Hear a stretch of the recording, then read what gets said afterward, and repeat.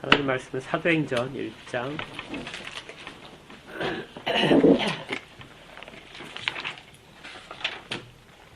4절부터 5절까지의 말씀입니다.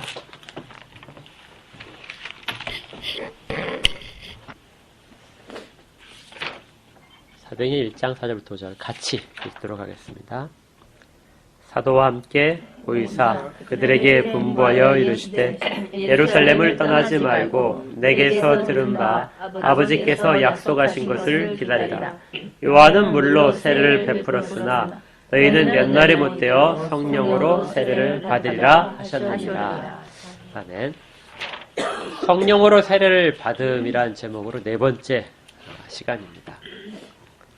성령을 받는다는 것은 성령 세례를 받는 것과 동일한 표현이라고 그랬죠.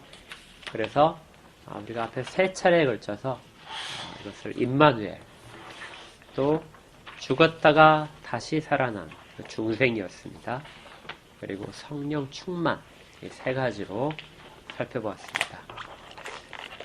오늘은 우리가 지금 교회에서 행하는 물세례가 있는데요. 이 물세례와 성령 세례가 과연 무슨 관계가 있는가 하는 부분을 다룰 생각입니다. 우리가 교회에서 받는 물세례, 예수 그리스도의 이름으로 세례를 주었다고 사도행전에 기록되어 있는 그 물세례를 지금도 우리는 여전히 행하고 있는데, 주님께서는 우리 본문에서 살펴본 것처럼 성령으로 세례를 받으리라 이렇게 말씀하셨습니다. 그러면 교회에서 주는 물세례와 성령 세례는 둘 다 말씀을 하셨기 때문에 중요할 텐데 무슨 관계가 있는가 하는 부분에 해당합니다. 잠시 이제 역사적인 배경을 살펴봐야 되는데요. 예수님이 사역을 하실 당시에, 그리고 사도행전의 배경이 되는 이 당시, 이때까지 유대교는 어떤 핍박도 받지 않았습니다. 그러니까 교회는 핍박을 받았지만, 일시적으로 핍박받았지만 유대교 자체는 로마 제국 아래에서 매우 평안하게 그렇게 있었습니다. 심지어 어떤 이방인들 같은 경우에는 유대교의 그 지혜를 사모해서 유대인이 되겠다는 그런 서약을 하고 들어오기도 했습니다. 그런 사람들을 뭐라 하냐면 성경에서 경건한 자다 이렇게 이름을 붙였어요. 사도행전 한번 잠깐 보겠습니다. 사도행전 13장을 보시면요.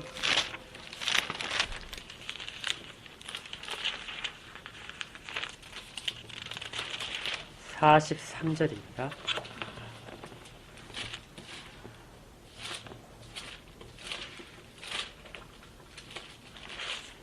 사도행전 13장 43절에 이렇게 되어 있습니다.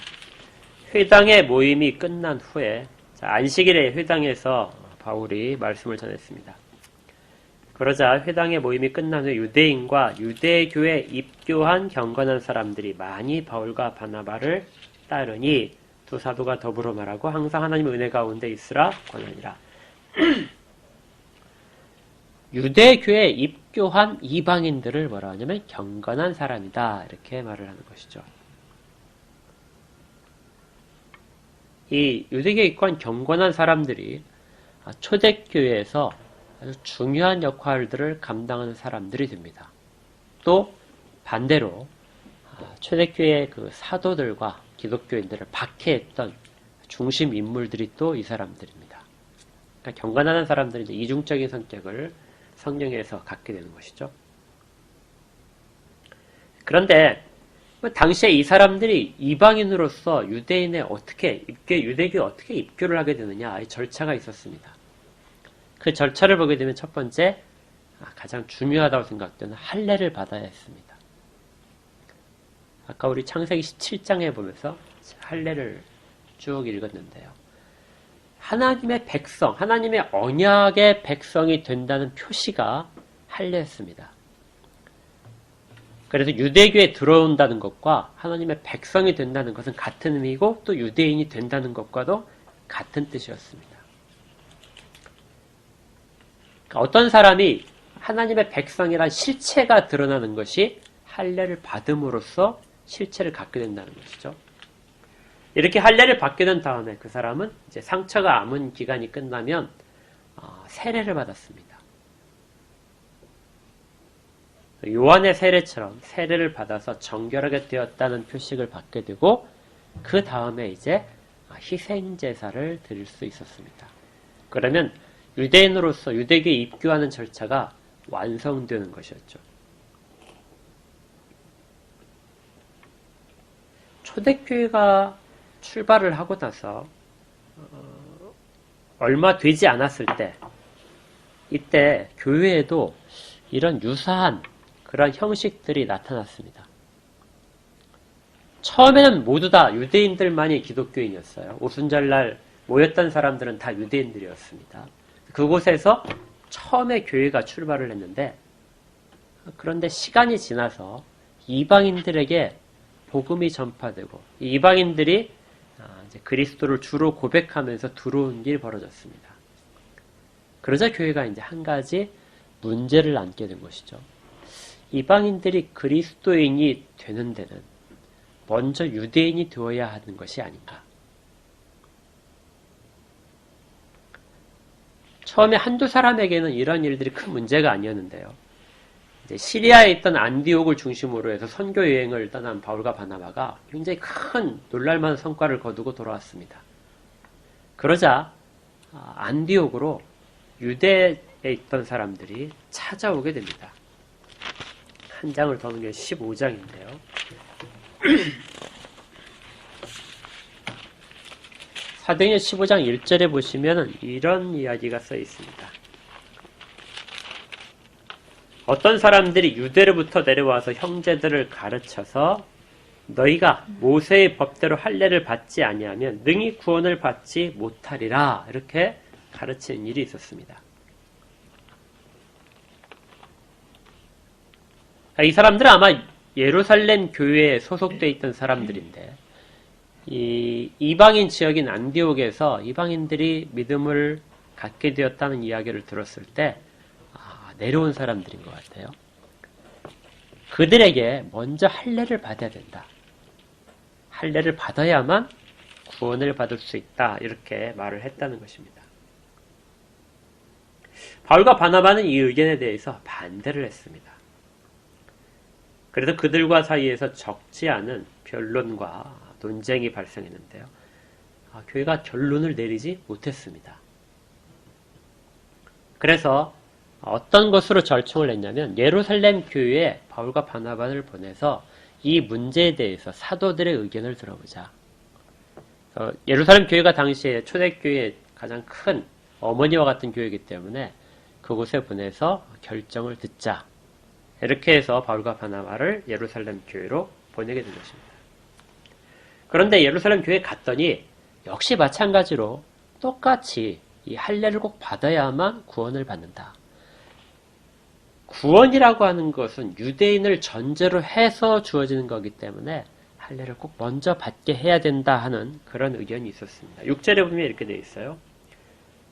5절에 바리새파 중에 어떤 믿는 사람들이 일어나 말하되 이방인에게 할례를 행하고 모세율법을 지키라 명하는 것이 마땅하다 하니라.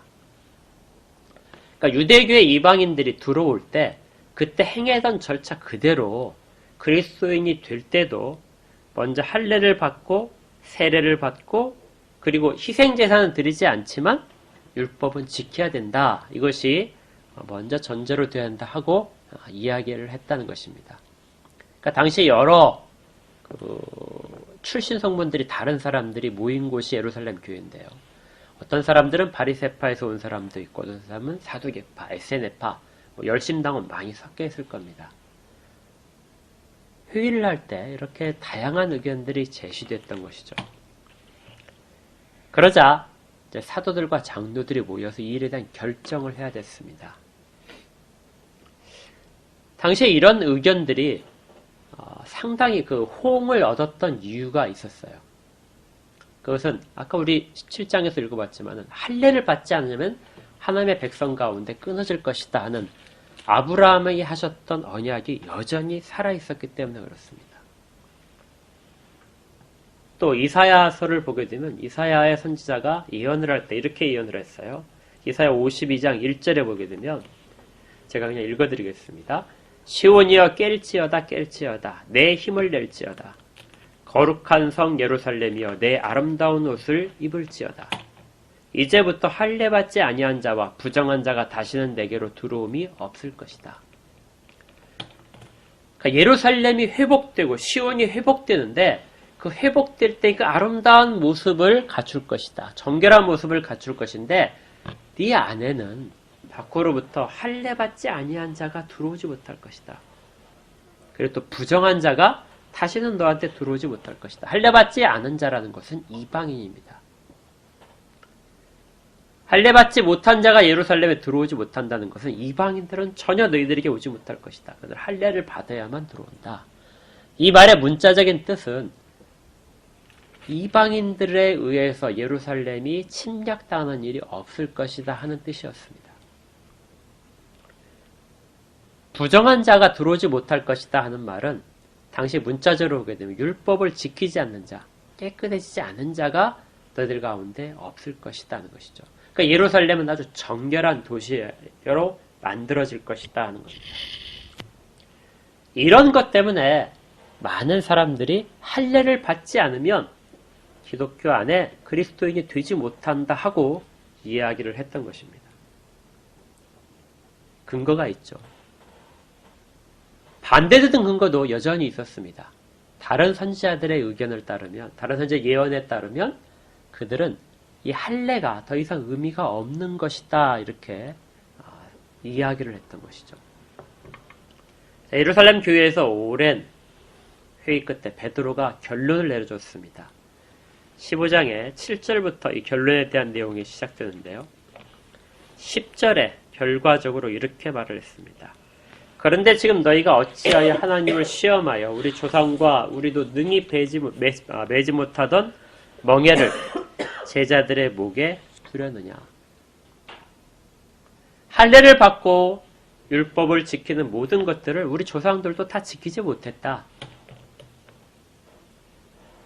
그런데 어떻게 다시 이방인 형제들에게 이 일들을 감당하도록 그렇게 할 것인가 하고 이야기를 하는 부분입니다. 베드로의 해석은 유대인이 되어야 구원받는다.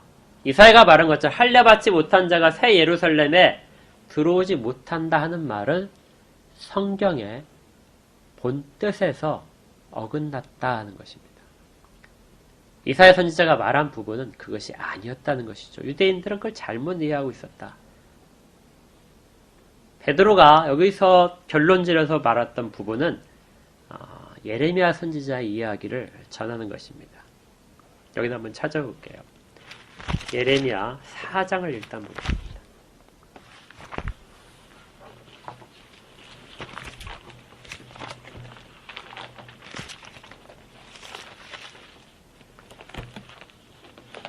제 성경으로 구약 1055년인데요.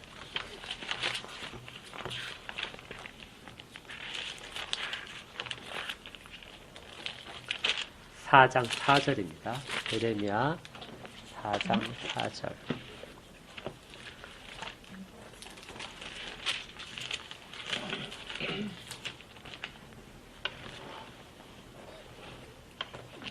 같이 읽겠습니다.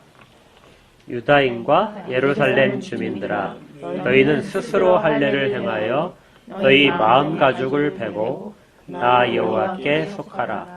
그리하지 아니하면 나의 악행으로 말미암아 나의 분노가 불같이 일어나 사르리니 그것을 끌 자가 없으리라. 여기에 예레미야 선지자가 이렇게 말을 하는 것은 하나님의 말씀을 전하는 것인데요. 유다인과 예루살렘 주민들아 이렇게 됩니다. 그러니까 유다인과 예루살렘 주민들은 이미 할례를 다 받은 사람들입니다. 그렇죠? 그런데 거기에 다시 너희는 스스로 할례를 행하라. 왜 하나님께서 이렇게 할례를 이미 받은 자들에게 다시 할례를 스스로 행하라고 말하셨느냐? 뒷부분에 나오는 말이 너희 마음 가죽을 베고 이렇게 됩니다. 그러니까 육신의 할례를 행했다고 해서 언약 백성으로서의 모든 것들을 다 갖고 있다 생각하는 사람들에게, 그래서 새 예루살렘에 당연히 거주할 것이라고 이야기하는 자들에게 말씀하시는 부분이 마음의 할례를 행하라. 그렇지 않다면 내가 너희를 모두 다 살라버리겠다. 이미 많은 악행 가운데 있기 때문에 할례가 무의미하다는 것입니다. 또 잠깐 넘기시면 예레미야 9장을 가시면요.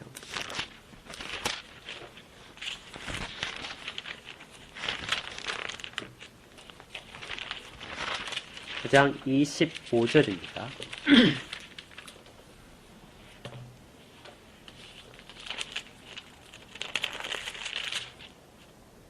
여호와의 말씀이니라. 보라, 날이 이르면 할례 받은 자와 할례 받지 못한 자를 내가 다 벌할 것이다.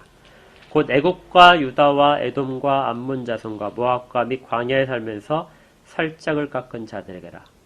무릇 모든 민족은 할례를 받지 못하였고 이스라엘은 마음의 할례를 받지 못하였니라 하셨느니라. 할례를 받은 자나 할례를 받지 못한 자나 모두가 다 벌을 받을 것이다. 하나님께서 그렇게 선포를 하시는 것이죠. 할례를 받으면 새 예루살렘의 거민으로서 안전하게 구원을 보장받고 그리고 모든 환난 풍파로부터 다 안전하게 될 것이라는 것이 아니라 너희들도 여전히 내 벌을 받을 것이다 하는 겁니다. 할례 받지 못한 자들은 할례 받지 못해서 망하는 것이고 할례 받은 자들은 마음의 할례를 받지 못해서 망하는 것입니다.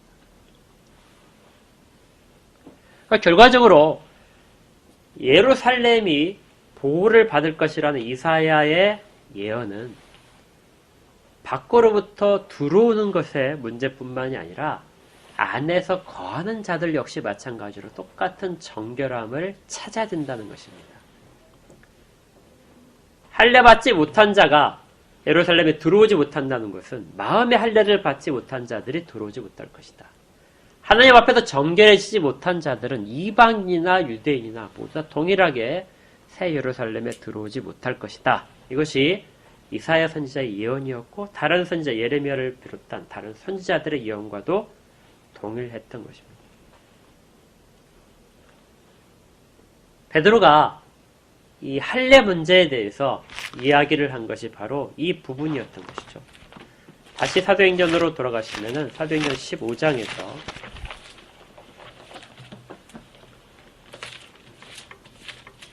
7절부터 이렇게 베드로가 이야기했습니다. 많은 변론이 있은 후에 베드로가 일어나 말하되 형제들아 너희도 알거니와 하나님이 이방인들로 내 입에서 복음의 말씀을 들어 믿게 하시려고 오래전부터 너희 가운데서 나를 택하시고 또 마음을 아시는 하나님이 우리에게와 같이 그들에게도 성령을 주어 증언하시고 믿음으로 그들의 마음을 깨끗하게 하사 그들이나 우리나 차별하지 아니하셨느니라. 할례와 세례가 유대인이 된다는 표식으로서 매우 중요했고 그리고 희생제사를 드리고 율법을 지키는 것이 유대인에게 필요한 사항이었다면 이제 새로운 시대에는 메시아가 이 땅 가운데 오셔서 시작된 새로운 시대에는 이전에 구약에 행했던 할례가 중요하지 않다는 것입니다. 이전에 물로 행했던 세례가 중요하지 않다. 이전에 희생제사가 더 이상 유효하지 않다. 율법을 지키는 것들이 필요하지 않다. 왜냐하면 그 모든 근거에 대해서 베드로가 이야기한 것이 8절과 9절이었던 겁니다. 믿음으로 그들의 마음을 깨끗하게 하셨다. 그들은 더 이상 부정한 자가 아니다. 할례 받지 못한 자들이 아니다. 그들은 깨끗해진 자들이다. 이 깨끗해진 자가 새로운 예루살렘, 새로운 이스라엘 백성이 된다는 것입니다. 그런데 거기 뭘로 깨끗하게 된다고 말하고 있죠? 믿음으로 가능해집니다. 이제 그리스도인 됨에 있어서 가장 중요한 표식은 바로 믿음입니다. 믿음에 의해서 이전의 모든 것들이 다 의미를 상실하고 새로운 의미들을 믿음으로써 나타내 줄 수 있다는 것이죠. 베드로는 이 일을 위해서 자기가 사도로 부르심을 받았다 이야기하는 것입니다. 7절에서 이렇게 했었죠. 하나님이 이방인들로 내 입에서 복음의 말씀을 들어 믿게 하시려고. 뭐 하게 하시려고요? 믿게 하시려고. 이러한 의형적인 것들을 의해서 하나님의 백성이 되는 것이 아니라 복음에 의해서 복음을 믿으면 백성이 된다는 것을 전하도록 베드로를 사도로 세우셨다는 것입니다. 그런데 어찌 다시 할례를 받아야 구원받는다고 말을 할 수 있겠느냐. 그래서 이 이후로는 할례에 대한 문제는 교회에서 더 이상 받지 말아라 하고 지시가 내려간 것입니다. 그렇다고 할례가 완전히 의미가 없는 것은 아니었습니다. 왜냐하면 하나님이 명하셨기 때문에 그렇죠. 단지 새롭고 더 본질적인 것이 나타날 때까지 유효한 형식이었습니다. 이것들을 뭐라고 하냐면 모형이라고 합니다. 완전하고 실체가 나타나기 전까지 그걸 대신하는 것들, 이것들을 모형이라고 하죠. 이걸 히브리서에서는 다른 말로 그림자라고 합니다. 성전에서 일하는 것, 성전을 건설한 것도, 그리고 제사를 지내는 것도 모두가 다 모형이었습니다. 하늘에 있는 하나님의 나라, 그것들을 이 땅 가운데서 사람들이 이해할 수 있을 만큼 그렇게 보여주는 것이 모형이었죠. 예수 그리스도의 십자가의 대속하심과 그 모든 일들로 깨끗게 하시는 사역을 구약의 백성들이 이해할 수 있도록 나온 것이 바로 희생 제사였습니다.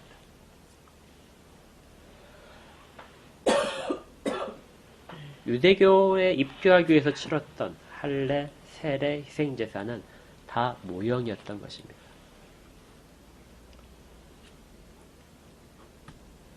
이것은 어떤 것들에 대한 모형이냐? 할례는 회개입니다.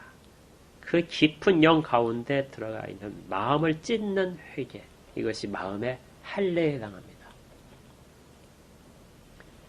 그래서 세례자 요한이 회개하라 천국이 가까우냐 할 때 그때 회개라는 말은 구약의 백성들의 할례를 받았다, 마음의 할례를 받으라는 말과 동일했던 것이죠.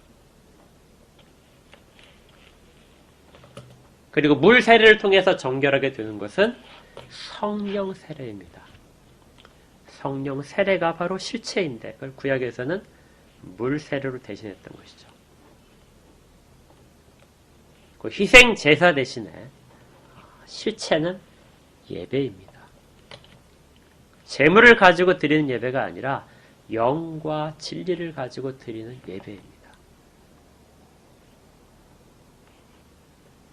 요한복음 4장에서 예수님께서 이렇게 말씀하십니다. 아버지께서 참되게 예배하는 자들은, 아버지께 참되게 예배하는 자들은 영과 진리로 예배할 때가 오나니 곧 이때라. 이제부터는 너희가 희생 제물을 가지고 희생 제사를 드리는 것이 아니라 영과 진리로 예배를 하는 때가 왔다. 이전의 것들이 모형이었다면 이제는 본체가 왔기 때문에 너희들은 실체적인 것들로 그것들을 다 바꿔야 된다 하고 말씀하신 것이죠. 아버지께서는 자기에게 이렇게 예배한 자들을 찾고 계신다. 베드로가 예루살렘 교회 사람들을 대표해서 내려준 결론은 이제 더 이상 모형에 머물지 말고 이 실체를 잡고 가자. 이것이 결론적인 것이었습니다.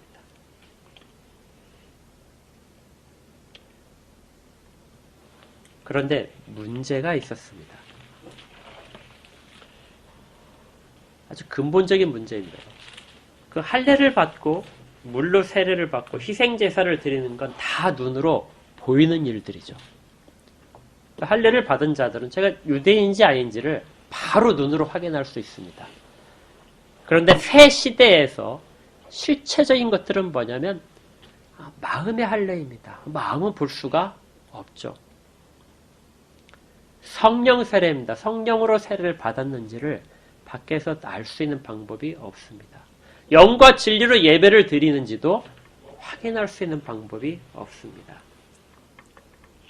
외형적으로 나타나는 것이 참 드물기 때문에 그렇습니다. 어떤 사람이 그리스도인이 됐다는 것을 그러면 과연 무엇으로 증명할 수 있을까요?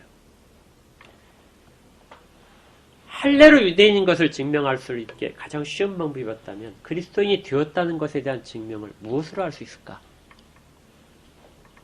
외형적으로는 사실 아무것도 없습니다.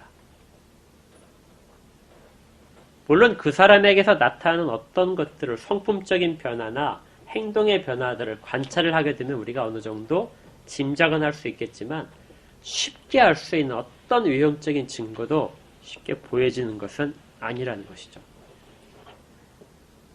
개인적으로도 우리 모두에게도 똑같은 내용이 적용될 수 있는데 내가 과연 구원받은 사람일까 하는 질문들이 있습니다. 내가 과연 성령 세례를 받은 사람일까 하는 질문들. 자기에게는 어느 정도 여기에 대한 답을 내릴 수 있겠죠. 자기 내면의 변화들을 알 수 있을 테니까. 예수 그리스도를 주라고 고백하는 내용이 무엇인지를 스스로에게 물어서 정말 주의 뜻에 순종하고 있는가에 대한 물음을 자기에게 줄 수 있기 때문에 그렇습니다. 다른 사람, 저 사람은 과연 그러면 구원받은 사람일까? 이 사실은 모든 사람들에게 의문점 중에 하나입니다. 보이지 않기 때문에 그렇죠. 그래서 교회에는 부득이하게 이 보이는 형식적인 것들이 존재하게 됩니다. 구약에 있던 것처럼 할례나 물세례나 희생제사처럼 어떤 보이는 것들을 교회 가운데 나타날 수 있도록 허락됐습니다. 그것을 우리가 뭐라고 하냐면 성례라고 합니다. 성례식이다 이렇게 하죠. 성례식은 세례와 성찬입니다.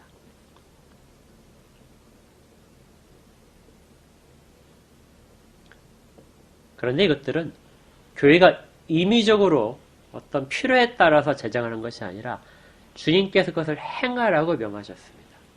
그러니까 실체적인 것이 드러나 있는데도 불구하고 그것이 눈에 보이지 않기 때문에 그 실체를 대신할 수 있는 어떤 형식적인 것들, 다시 모형적인 것들을 다시 허용을 해주신 것이죠. 그래서 사람들이 교회에서 물로 세례를 받고 또 성찬식을 하면서 예수님의 피와 살을 먹게 되는 일들을 하는 것입니다. 두 가지가 주님의 명령으로 인해서 교회에서 시행되고 있습니다.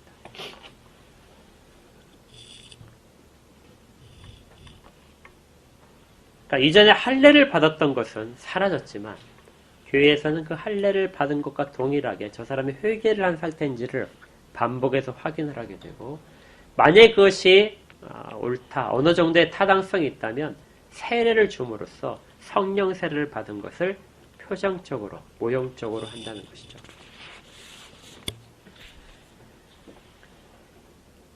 그런데 이제 우리 처음에 제기했던 질문으로 이제 다시 돌아갑니다. 교회가 이렇게 한 것들은 주님의 명령을 잘 지켜서 한 것인데, 그럼 여전히 남아있는 질문은, 그러면 물세례와 성령 세례가 무슨 관계가 있을까요? 성령 세례를 받아야만 거듭난 자이고 구원받은 자인데, 그러면 물 세례를 주는 것은 그냥 단순히 모형적인 것인데 이것이 과연 무슨 의미가 있을까요? 하는 것입니다.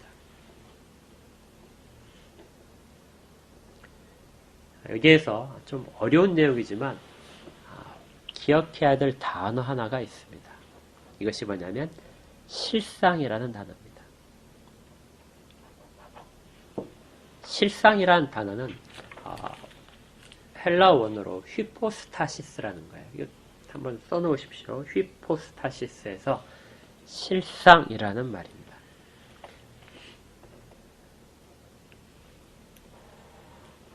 실상이란 실체와는 좀 다르죠. 실체가 있는데 그 실체가 아직 사람들 가운데 나타나지 않았습니다. 그런데 사람들에게 그 실체를 보여줘야 돼요. 이럴 때 중간 과정으로서 만드는 것이 실상입니다. 가장 쉽게 예를 들면 아파트를 분양받을 때 분양 사무실에 가면은 거기 안에 보게 되면 이렇게 모형이 있죠. 조그맣게 만들어 놓은 아파트에 쭉 단지 모형이 있습니다. 그 단지 모형을 보면 어떻게 아파트가 들어설 것이고 주변과 어떤 관계가 있을 것이다 대략적으로 알려집니다. 이것은 모형입니다. 앞으로 만들어질 그 아파트 단지에 대한 대략적인 모습을 나타내 주는데 필요한 기능들이라는 것들은 자세하게는 알려주지 못합니다. 그래서 이것을 모형이라 하는 것이죠. 근데 분양사무실에 가게 되면 안에 이제 만들어놓은 집처럼 만들어놓은 곳이 있죠. 모델하우스가 있습니다. 그래서 가보면은 실제 집과 똑같은 구조로 그리고 어떤 곳에 무엇이 배치되는가 이러한 부분들이 다 만들어져 있습니다. 실제 내가 들어가 살 집은 아니지만 집에 대한 거의 모든 것들을 알려주는 것이 만들어져 있죠. 이것을 실상이라고 하는 겁니다. 아직까지 내 아파트는 전혀 만들어지지 않았어요. 그렇지만 그걸 보면서 이렇게 만들어질 것이다. 이렇게 해서 사람들은 그렇게 확인을 하는 것입니다. 그래서 모형과 실체 사이에서 좀 더 실체에 가까이 있는 것 이런 것들을 실상이라고 말을 합니다. 성경에서 이 실상이라는 개념은 굉장히 중요해요. 가장 대표적인 것이 하나님 나라입니다. 하나님 나라는 눈에 보이지 않습니다. 예수님께서도 말씀하셨죠. 눈에 보이지 않는다. 그런데 우리는 언제나 하나님 나라를 이야기합니다. 그리고 내가 하나님 나라의 백성이다 하고 말하죠. 그러니까 보이지 않은 하나님의 나라. 그 실체는 분명히 존재하고 계시록 21장부터 나타나는 그 하나님 나라가 이 땅 가운데 이 말 새 예루살렘 하늘과 새 땅이 창조되고 새 예루살렘이 내려올 때의 모습으로 분명히 실체로서의 존재하는데 그럼 지금 우리에게는 그 하나님 나라가 무엇으로 보여지는가? 구약의 백성들에게는 모형으로서 이스라엘로 보여졌을 거예요. 그리고 하나님이 그들과 함께 계신다는 것이 모형으로서 성전과 성막으로 있었습니다.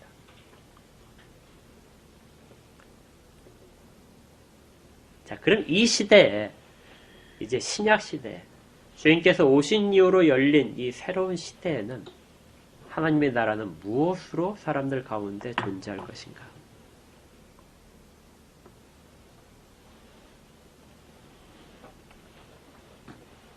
교회의 모습 가운데서 이 부분들을 찾을 수 있고 사람들이 모여서 주님의 이름으로 모이는 곳에서 찾을 수 있습니다.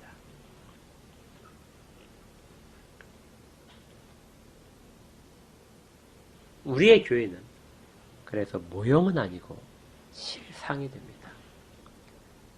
교회에서 모여서 드리는 예배는 하늘에서 드리는 예배의 실상입니다. 교회에서 형제들끼리 모여서 교회 공동체로서 주님의 말씀대로 살아가는 것이 하나님 나라의 백성들의 삶의 모습을 그대로 드러내는 것이기 때문에 이것이 실상입니다.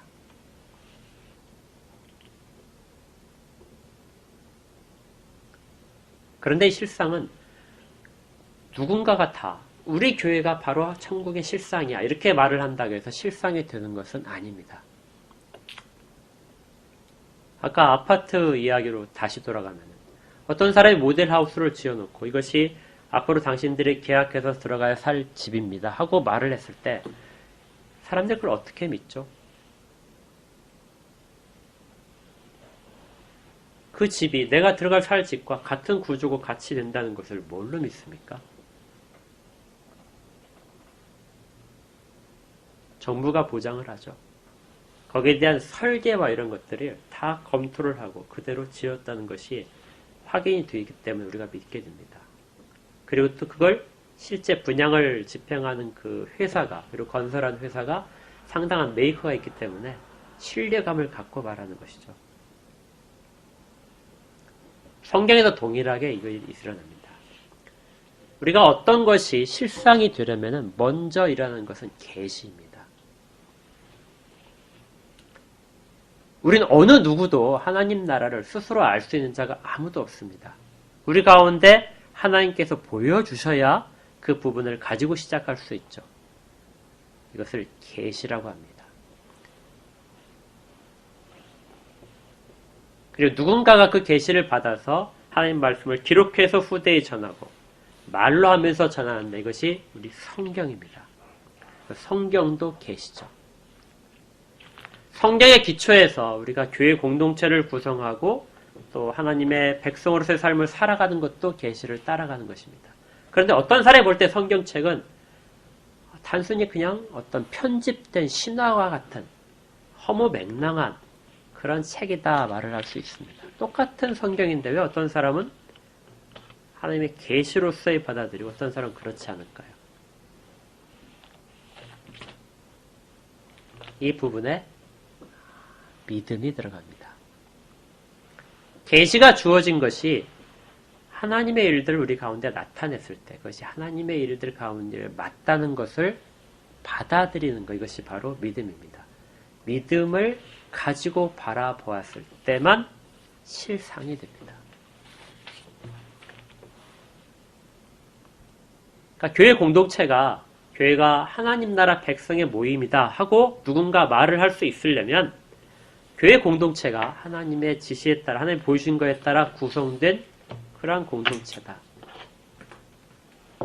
그것을 믿음으로 받아들일 때 이 지상의 교회는 하늘에 있는 교회의 실상으로서 존재하게 되는 것이죠. 이단들이 아주 교묘하게 이 실상에 대한 것을 왜곡시켰습니다. 그래서 자기들은 실상이 아니라 실체라고 말합니다. 실상이란 말을 실체라는 말과 아주 동일하게 생각을 하는데요. 실체와 실상은 분명히 다릅니다. 그래서 우리는 실체를 소망하며 실상 속에서 살고 있는 것이죠. 이걸 가장 잘 보여주는 것이 히브리서 11장의 믿음에 대한 이야기입니다. 여러분들 잘 아실까요? 히브리서 11장을 보겠습니다.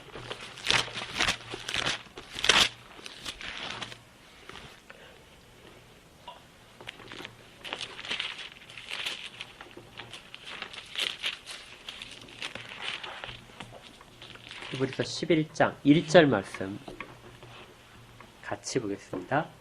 믿음은 바라는 것들의 실상이요 보이지 않는 것들의 증거니. 여기에 실상이란 말이 등장을 합니다. 바라는 것들에 대한 실체는 분명히 존재하죠. 우리가 천국에 가기를 원합니다. 그리고 하나님 나라는 하늘에 현재 있는 것이 확실합니다. 그런데 이것이 우리 가운데서 받아들여져서 우리가 바라보는 것들이 정말로 존재하다는 것, 우리 가운데 그려지는 것들이 실상이라는 것이죠. 이 실상을 만들어내는 것은 믿음입니다. 아까 사도행전 15장에서 베드로가 하나님 백성이 되는 것을 말했었죠. 구약의 백성처럼 할례를 받아야 되는 것이 아니라 깨끗해졌을 때 하나님의 백성이 될 것이다. 뭘로 깨끗해진다고 그랬죠? 믿음으로 깨끗해진다 했죠. 믿음으로 깨끗해졌다. 유대인이나 이방인이나 모두가 다 동일하게 믿음으로 깨끗해졌다. 그래서 하나님 나라의 백성이 되었다 이야기했습니다. 어떤 사람이 구원받았다, 구원받지 못했다. 이 차이는 그 가운데 믿음의 차이입니다. 믿음이 있느냐 없느냐의 차이로 결정되는 것이죠. 이건 단순히 우리의 확신이 아닙니다. 11장 1절 끝부분에 뭐라고 되어 있어요? 보이지 않는 것들은 뭡니까? 증거입니다. 하나님 나라가 있다는 증거가 무엇이냐 하고 물어봤는데 그 증거를 어떤 다른 객관적인 것이 아니라 믿음에서 찾는다는 것입니다. 믿음이 하나님 나라가 실제하는 것에 대한 증거라는 것이죠. 이 방법은 우리에게만 동일한 것이 아니라 2절에 보니까 선진들이 이로써 증거를 얻었다. 모두 다 믿음으로써 증거들을 받은 자들이다. 믿음을 통해서만 하나님 나라를 볼 수 있고 그것이 실상으로서 사람들 가운데 나타나고 그리고 믿음을 통해서 그것들이 증거되는 것입니다. 그래서 우리의 신앙생활은 모두가 다 믿음에 기초를 합니다. 오직 믿음이 아니고서는 기독교는 이 땅 가운데 존재할 수 없는 것이죠. 왜냐하면 보이지 않는 것, 현세에 나타나지 않은 것들이 나타난 것에 대한 실상을 가지고 생활하는 것이 기독교인이기 때문에 그렇습니다. 2000년 전에 예수님께서 십자가에 달려 죽으셨는데 우리의 죄를 대속해 주셨는데 거기에 대한 증거가 무엇이냐 이야기할 때 역시 마찬가지로 말할 수 있는 것은 믿음입니다. 내가 그것이 믿어진다. 그럴 때 그것이 유효한 실상이 됩니다. 그 실체는 나타나지 않았지만 실상은 우리 가운데 있게 되는 것이죠. 그러면 그는 바로 성령으로 세례를 받은 자입니다. 이 믿음이 우리의 증거가 되는 것이죠.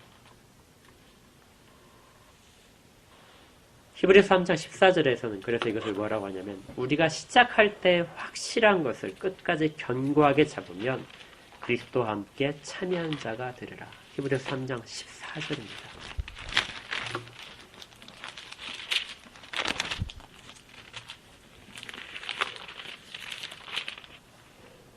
우리가 주를 따라하는 삶을 살기 시작할 때 그때 확신한 것이 있었다. 그것을 끝까지 견고하게 잡고 있으면 그리스도와 함께 참여한 자가 될 것이다. 그리스도와 함께 참여하는 것은 결론적으로 실체 가운데 있는 것입니다. 새하늘과 새 땅에서 주님과 같이 즐겁게 지내는 것, 이것이 그리스도와 함께 참여하는 마지막 결론입니다. 그런데 중간 과정에서 우리가 시작할 때 확신한 것들이 있다. 이 확신한 것이 바로 휘포스타시스예요. 이것이 실상입니다. 우리 가운데 믿어졌던 것들, 이것을 끝까지 견뎌라. 잡고 견디면 마지막에 실체가 나타날 때 그 가운데 있는 너를 발견하게 될 것이다. 이제 다시 물 세례와 성령 세례로 돌아간다면 물 세례와 성령 세례의 관계가 여기에 해당합니다. 어떤 사람 물 세례를 받을 때 그냥 물을 몇 번 적시기 때문에 불편해 이렇게 생각할 수 있어요. 그런데 어떤 사람에게는 그것은 성령 세례에 대한 실상입니다. 그 가운데 믿음이 있으면요. 내가 지금 성령 세례를 받는 것과 동일한 과정을 받고 있다. 이렇게 믿음으로 받게 되면 그는 성령 세례를 받은 자와 같은 자입니다. 그래서 교회에서는 그 세례에 대한 의미를 중생했다 이렇게 말합니다. 세례를 받은 자들을 중생한 자로 취급을 하고 하나님 나라의 백성으로서 다들 인정을 하는 것입니다. 이것이 물 세례와 성령 세례의 차이점이기도 하고 둘 사이의 연관성이기도 합니다. 둘을 유효하게 만드는 것은 믿음입니다. 그래서 세례를 주기 전에 꼭 확인을 하죠. 믿음에 대한 내용들을 확인을 합니다. 그것이 확인이 됐을 때 세례는 유효하게 됩니다. 만약에 그렇지 않고 세례를 받는다면 이것은 어떤 일과 같냐면 우리 그 성찬식에 대한 바울의 이 가르침을 한번 찾아보면 됩니다. 고린도 전서를 보시면요. 11장에 보십시오. 모형으로서 제정되어 있는 것이 두 가지가 있다고 그랬죠. 하나는 세례와 하나는 성찬입니다. 성찬식은 주께서 명하셔서 나를 기념하라 하고 명하신 것대로 그대로 따르는 것입니다. 고린도 11장에 이렇게 되어 있어요. 바울이 우리가 성찬식 때 많이 읽는 구절입니다. 11장에 23절부터 내가 너에게 전한 것은 주께 받은 것이니 곧 주 예수께서 잡히시던 밤에 떡을 가져다 축사하시고 떼어 이르시되 이것은 너희를 위하는 내 몸이니 이것을 행하여 나를 기념하라 하시고 식후에 또한 그와 같이 잔을 가지시고 이르시되 이 잔은 내 피로 세운 새 언약이니 이것을 행하여 마실 때마다 나를 기념하라 하셨으니 너희가 이 떡을 먹으며 이 잔을 마실 때마다 주의 죽으심을 그가 오실 때까지 전하는 것이니라. 27절부터가 상당히 중요한데요. 그러므로 누구든지 주의 떡이나 잔을 합당하지 않게 먹고 마시는 자는 주의 몸과 피에 대하여 죄를 짓는 것이다. 그러니까 떡과 잔을 포도주를 마시는데 합당하지 않게 마시게 되면 그 떡과 포도주에 대한 의미가 아니라 뭐에 대한 거예요? 주의 몸과 피에 대하여 죄를 짓는 것이다. 주의 몸과 피는 실체입니다. 떡과 포도주는 모형인데 그 실체에 대해서 죄를 짓는다는 거예요. 29절에 같은 내용을 이렇게 말합니다. 사람이 자기를 살피고 그 후에야 떡을 먹고 잔을 마실 것이라. 29절도 똑같은 내용과 연관되는데요. 주의 몸을 분별하지 못하고 먹고 마시는 자는 자기의 죄를 먹고 마시는 것입니다. 떡을 먹는데 그걸 주의 몸을 먹는다 표현을 하는 것이죠.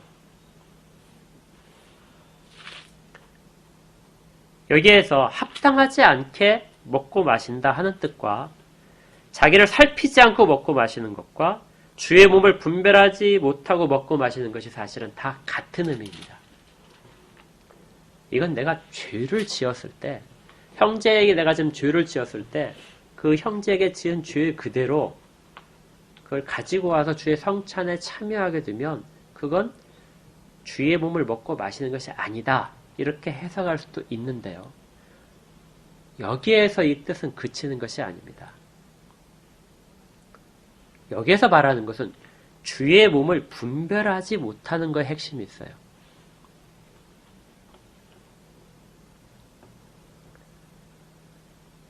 이 말의 뜻은 떡과 포도주를 먹고 마시는데 그것을 그냥 떡과 포도주로 생각하고 먹는 사람들이 있다는 것입니다.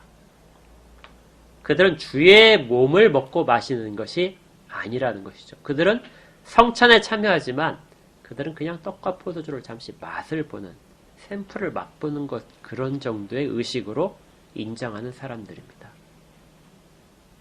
이것을 분별하지 못한다는 것입니다. 27절에 있는 것처럼 합당하지 않게 먹고 마시는 겁니다.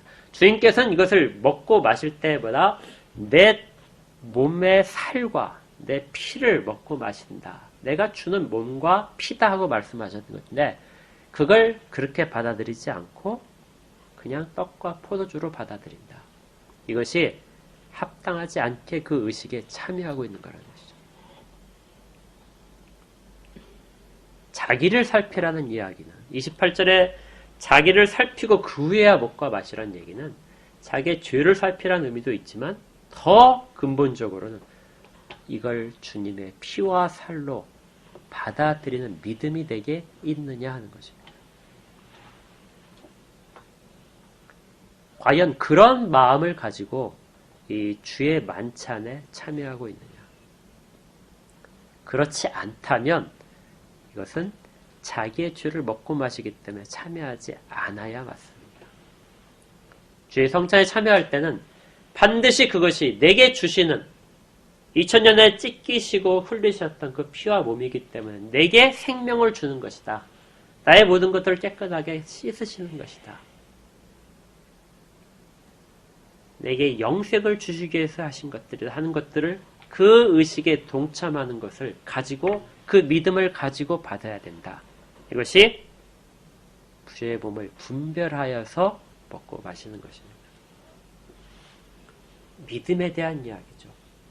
그걸 믿느냐.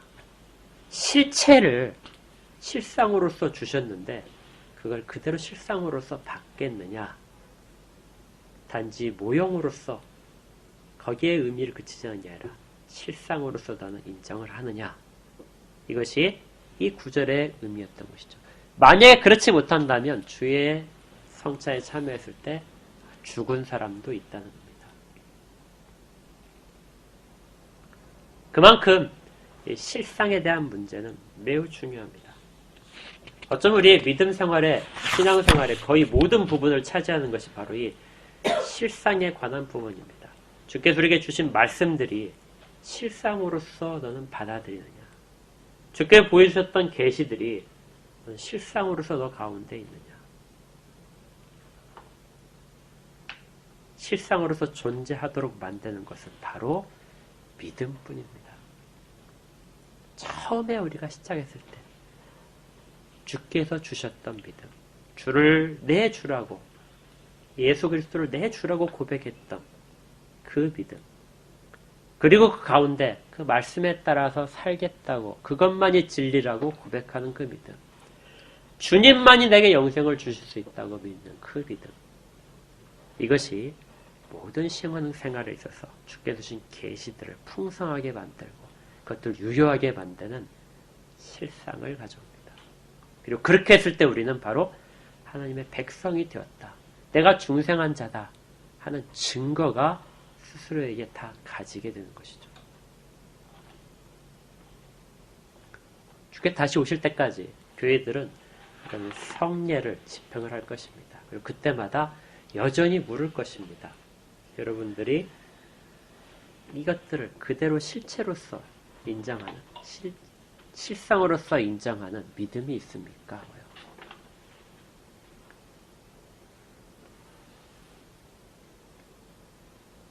이제 마지막 적용으로서 우리가 삶을 살아갈 때, 세상 가운데 살아갈 때, 우리가 사는 직장을 주님께서 당신을 그곳에 보내셨습니다. 그곳에서 사는 삶이, 직장 가운데 사는 삶이, 사업장 가운데 사는 삶이, 우리 가운데 다른 어떤 역경 가운데서 만난 사람들과 삶 속에서 하나님이 당신을 그 가운데 하나님의 대리인으로서 보냈습니다. 하나님의 백성으로서 하나님의 이름을 드러내도록 보냈습니다. 하는 것들에 대한 실상이 있다면 우리는 그 가운데 그렇게 살게 됩니다. 세상 따로, 하나님의 나라 따로가 아니라 그렇게 보내셨다고 말씀하셔서 사도들을 통해서 그렇게 권면하셨던 내용을 그대로 받아들인다는 우리는 실상 속에서 계속해서 살아가고 그 가운데서 정말 하나님의 백성이 무엇인지를 명예심을 가지고 살 수 있게 되는 것이죠.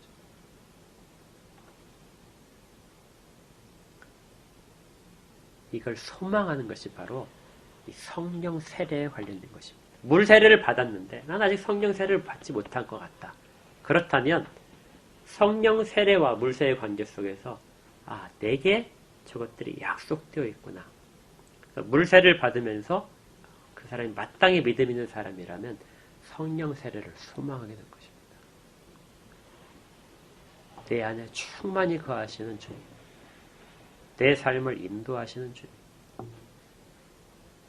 내게 모든 변화를 근본적으로 일으켜 주시는 주님, 그 성령님의 주시는 모든 은혜들을 소망하면서 그 세례를 받게 되겠죠. 그렇지 않고 이미 성령 세례를 받은 상태에서 나중에 물 세례를 받는 사람도 있을 것입니다. 그런 사람들은 눈에 보이는 교회에 참여시키기 위한 증표로서 물 세례를 주는 것이죠. 실체와 실상 사이에서 물 세례와 성령 세례는 이렇게 연결되어 있습니다. 여기에 대한 개념을 아주 잘 가지신다면 우리는 신앙생활에서 굉장히 큰 부분에 대한 지식을 갖게 됩니다.